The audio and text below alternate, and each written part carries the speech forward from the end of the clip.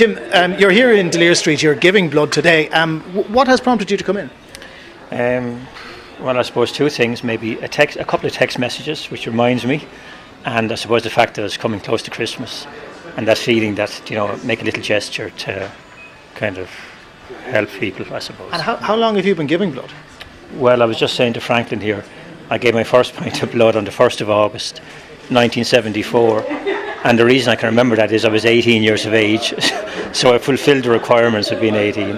What prompted you to do that? Because I mean, it's really an altruistic act. You're not going to see any physical benefit from it, but you are helping people. I don't think I made a choice at the time.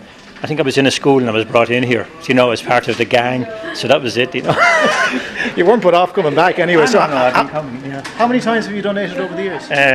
Well, I think this is my 48. 48. So that's it. Is that right? Is it 48? And Fionnuala, any idea of how many people he would have helped over the years? 48 donations, 48 pints. That's a lot of people he would have helped. A lot of people, yeah. So, I mean, the more that you give, the more you help. We're always short on supply. So obviously, we're encouraging donors to come back constantly to donate. So he's a regular donor. So for him, he knows yourself. Every 3 months, he can come back and donate. So 48 donations hopefully today, and then that'll be 48. How many people like Jim do you have who keep coming back time after time after time?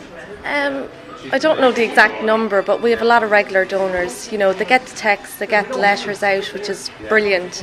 So they're reminded every few weeks to come back, and when they can, come in to donate. So we have both. We have new donors coming in and we have returning donors. So we get a lot of numbers.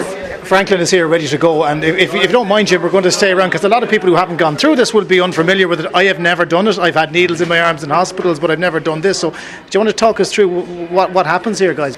So any problems donating in the past? No. So I see here how many times James has donated, so it's important to ask the donor any problems in the past, faints or anything like that, so we have an idea and then we can start away. Okay. So what's the process here now, Jim? You've been through this before. What happens? Well, they've already taken my blood pressure, so I suppose that's fine. They're looking for a vein. They've been searching hard to get one here, cold weather, I suppose. And it's just a matter of just sticking a needle in, a little prick. That's the only part I don't like. But other than that, is it handy getting your blood pressure checked on a regular basis? At least you're healthy that way. Well, I suppose you do, but I don't really come in for that reason, And what about other members of your family? Do they donate blood? I mean, have you set an example to others, or do you have a lot of friends who go, "Gee, I don't know how you could do that so often"? Not particularly, and my family actually, it's an awful shame, but I don't think any of them have donated blood, But see, it's easier in Dublin. They don't live in Dublin, so you can just pop in here, And down the country, sometimes you're waiting for mobile units, and if you have a cold or whatever on that particular day, it's not as easy, You're being swabbed there now for the actual injection to go in. Once that does go in and they start taking the blood, how long does it traditionally take? Maybe 5-10 minutes. I don't know. I never really counted down. It's not. You're not sitting here for an hour or anything. Oh God, no. 5 or 10 minutes. That's all. You don't even feel the blood coming out. You don't even notice it. And what about afterwards? Paddy just told me there the pint is gone, so you don't get that anymore. I was just going to say that. It's the greatest shame. They have to bring back the pint. There's a very good pint of Guinness in here. But however, I just stick to coffee now, and that's it. Yeah. Afterwards, I'm always fine. I've never had any problems. Never had any dizziness. Never had any complications whatsoever. And you're in safe hands? And fine, yeah, safe hands. And there's usually a doctor around here. I don't see him now. Must be fine. Maybe he's finally retired. Yeah, he's been here as long as I've been around. Well, I'm going to let the guys do their business there now, because this is the important part of the procedure. If we can just let them do that.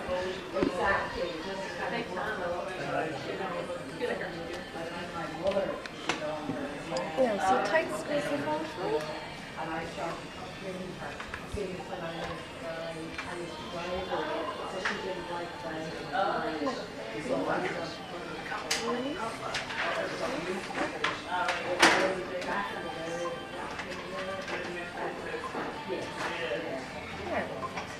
I have to say, I'm not on camera here, but considering Fionnuala was under pressure. I was just going to say, how much pressure have we just put Fionnuala under inadvertently? That was actually excellent. I was Too waiting. much I was pressure. waiting for her to I was miss. going to, yeah. I'll be getting on to my boss. You didn't even get a screen. Do you know something? I was here as I looking at it going, I just have to realise now that poor girl is putting a needle in before people looking at it. I have no problem on a daily basis doing it, but I feel that little extra bit of pressure. I know, you did very It's well. like teeing off in the first tee box. And the whole, That's it, you know. yeah, and the rest of them They're look all Jim, looking thank on. you so much. Great to Not meet at you. all, And the yeah. very best of luck to you. Grand, Happy okay. Christmas.